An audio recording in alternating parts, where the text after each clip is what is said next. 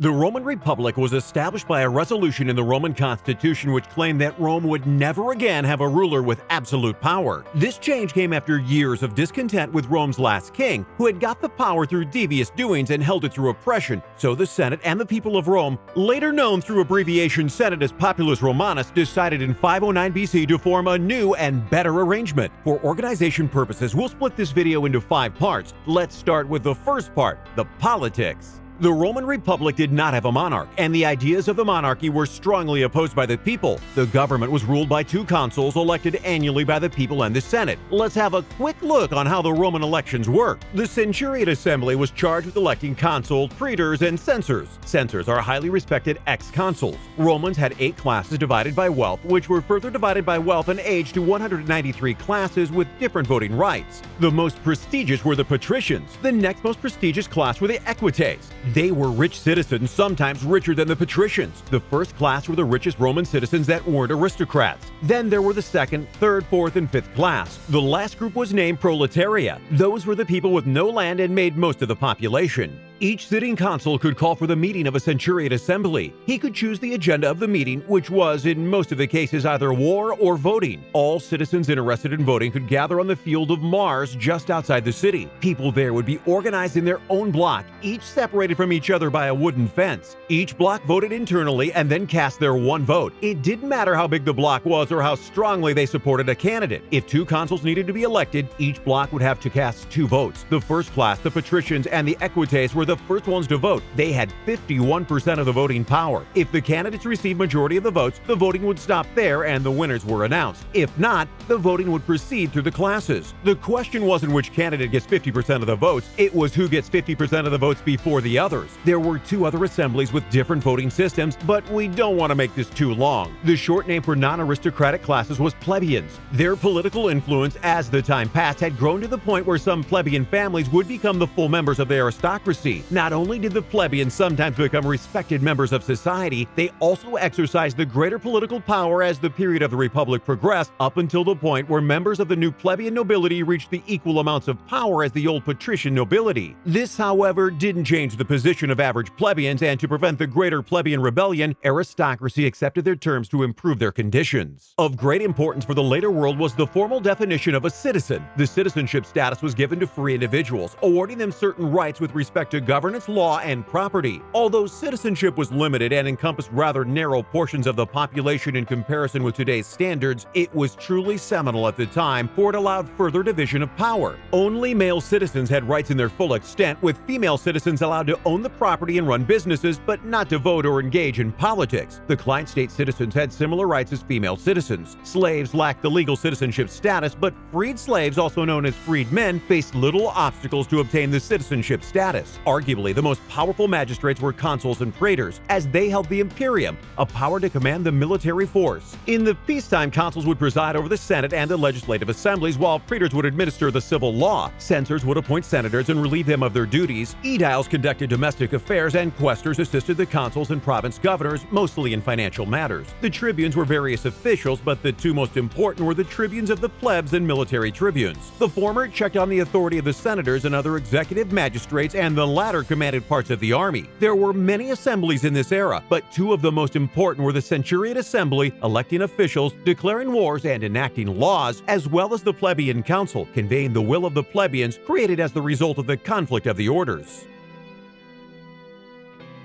During the period of the Republic, Romans became more ambitious in their aspiration towards territorial expansion. The efforts of previous Roman kings to increase the population of Rome proved to be fruitful, and Rome now had a significant part of the population ready to engage in warfare. In the early Republic period, there were some appreciable changes in the structure of the Roman army. The army in the early Republic was organized in the phalanx formation, borrowed from the Greeks, with wealthier citizens armed with greater quality weaponry composing front ranks, and every subsequent rank composed of poorer citizens with less quality equipment. This type of formation was not very effective in closed terrains, so the Manipular Legion was introduced. Basically, the army would deploy in a checkerboard formation that would allow them to walk with ease through rough Italian terrains. The aggregates of 5,000 men were known as legions. We'll explain that in a second. Maniples were units of 120 men drawn from a single infantry class. They were deployed based on 3 heavy infantry types. The first line, the hastati, was composed of men holding a sword named gladius, which was a Roman word for sword, and 2 throwing spears named pilum, although it's still debated if they had one or two of them. They were wearing an ironclad wooden shield, leather armors and bronze breastplates, and bronze helmets with 3 feathers. The second line, named Principes, was armed in a similar fashion, and the last line, named Triarii, had lighter spears. These lines were conditioned by age and experience rather than the social class. The front line was filled with the young and inexperienced, and the last line was filled with the most experienced and oldest men. Heavy infantry was supported by numerous light infantry units named velites, typically 1,200 troops from the youngest and lowest social classes, and cavalry troops named equites, commonly 300 horsemen per legion from the richest classes. As said before, the Roman army would deploy in 3 lines. Hastati would form the first line, Principes would form the second line, and the Triarii would form the third one. Light skirmishes named velites would stand in front of the army and the cavalry, and the equites would deploy at the wings. Before the battle, velites would run around in a loose formation and hide the army so that the enemy couldn't see them deploying. Also, if the enemy were to charge, the velites would give a heads-up warning to the rest of the army. Velites would also throw javelins at the enemy and would try to lure the opponent's heavy infantry into chasing them to tire them out. Sometimes there would be a cavalry skirmish in the middle of the battlefield. After that, the Hastati were the first ones to enter combat. As they presumably carried 2 pila, they would throw the first one, the lighter one, from about 30 feet or 10 meters. They did that to kill an enemy or 2 and to intimidate them. After that, they would throw the heavy pilum from about 10 feet or 3 to 4 meters. The heavy pilum was designed to bend after an impact, so it would get stuck into the opponent's shields, making them useless. Before the enemy could even react to the second pilum, Hastati would charge into their lines, killing many after the initial charge. After that, they would fight very conservatively. They would often hide behind their huge shields and stab with their gladiuses. The Hastati were not expected to win the battle. That job went to the Principes, their best fighters. After the Hastati would wear the enemy down, the Principes would charge in and win the battle. Roman soldiers in the first row would fight for about 5 minutes each, so if the line was 8 rows deep, a soldier would fight every 40 minutes. As you can see, the Triarii usually wouldn't engage in a fight. There are multiple reasons for that. First of all, routes were common during the battle. A rout is when a soldier throws away his weapons and starts running away. The Triarii would stand behind the lines, and when someone starts routing, they would stop him with their spears and say something like,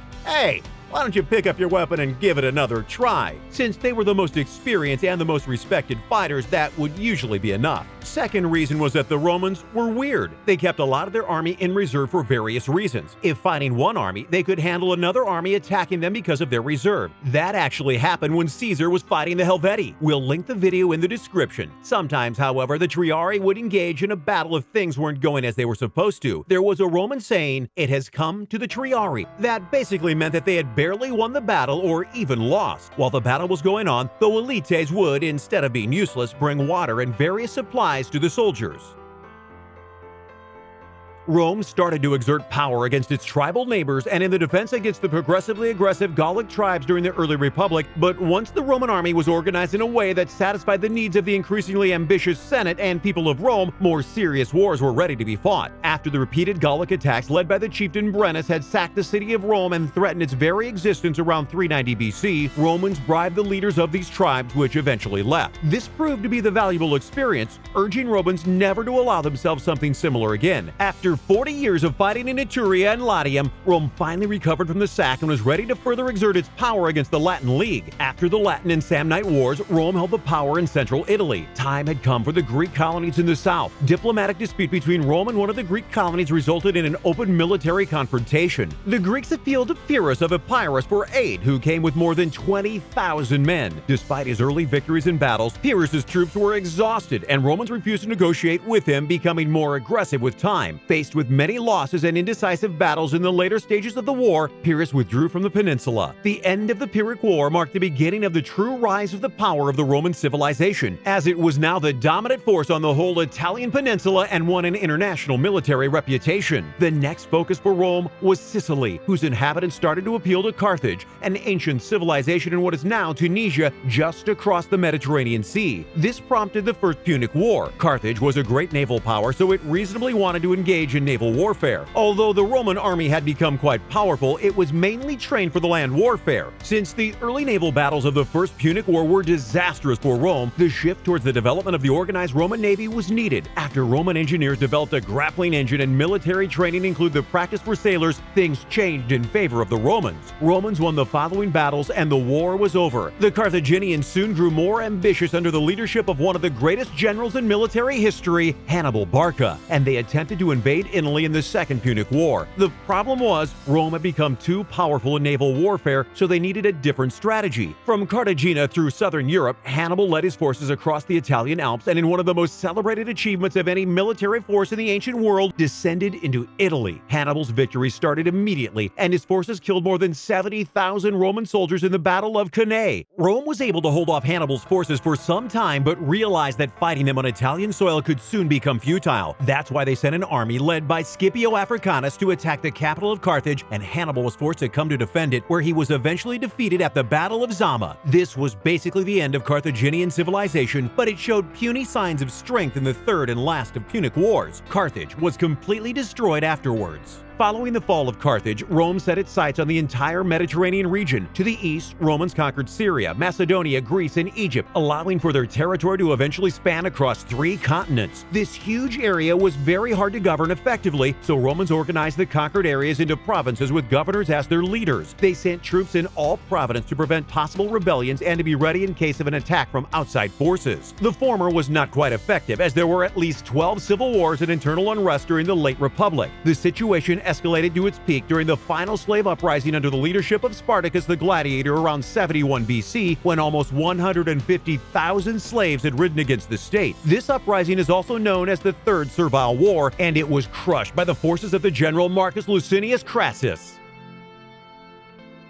Because of the greater military activity and consequential border growth, more people were coming to live in Rome. One of the great ways in which ancient Rome has influenced the world for millennia is its art of urban planning. Up until the beginning of classical antiquity, cities were mostly being built without significant planning. Their borders were growing in accordance with needs, and their only purpose was to accommodate people. So the Senate pushed the initiative to improve upon their techniques. Roman cities were influenced by the basic design paradigm, prescribing a central forum with services, surrounded by the square grid of streets of the same length and width, except for the 2 streets which were wider, and those intersections presented the center of the grid. These wider streets were called the decumanus, stretching east to west, and cardo, stretching north to south. All roads were made of flat stone tiles with pebbles in between. The block inside the grid was called an insula and was often streaked by small alleys between buildings. Rome also had a rather advanced sewage system for the time, as well as a water supply and aqueduct system proposed by Vitruvius, often considered the father of urban planning, but they would not reach their full potential until the period of the Empire.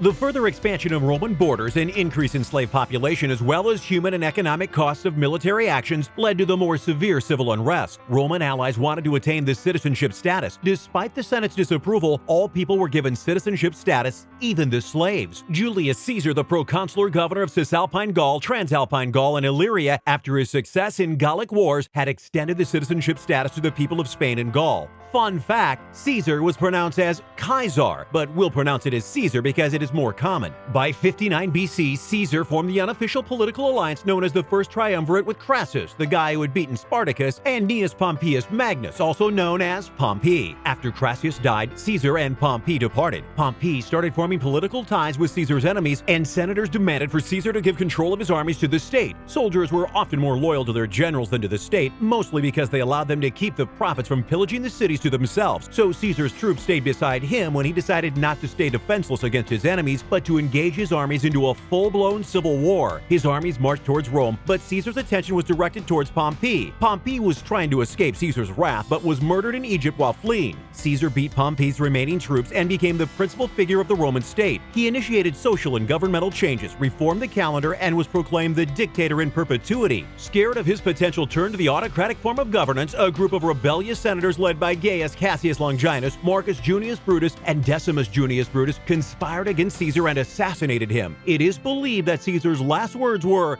"Et tu, Brute?" meaning, "Even you, Brutus?" But we don't know that. It is believed that Caesar fought the attackers, but then gave up the fight after he saw Brutus. His nephew and adopted son Octavianus, later known as Julius Caesar Octavianus, and then known as Augustus, created the Second Triumvirate with Marcus Antonius and Marcus Aemilius Lepidus. After Marcus Antonius and Octavian defeated Caesar's assassins, they split and fought against each other. Octavian ended up victorious. He started building his influence and was eventually granted the power of sole imperium. Shortly thereafter, he adopted the title Imperator Caesar, and that's essentially how Rome became an empire.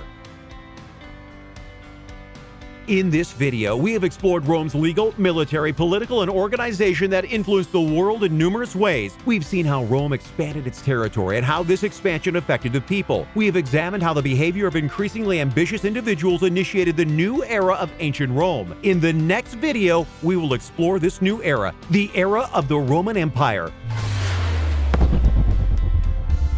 Thanks for watching. Click like if you enjoyed this video, share it with your friends, subscribe for more of our content, never miss another video by clicking the bell button.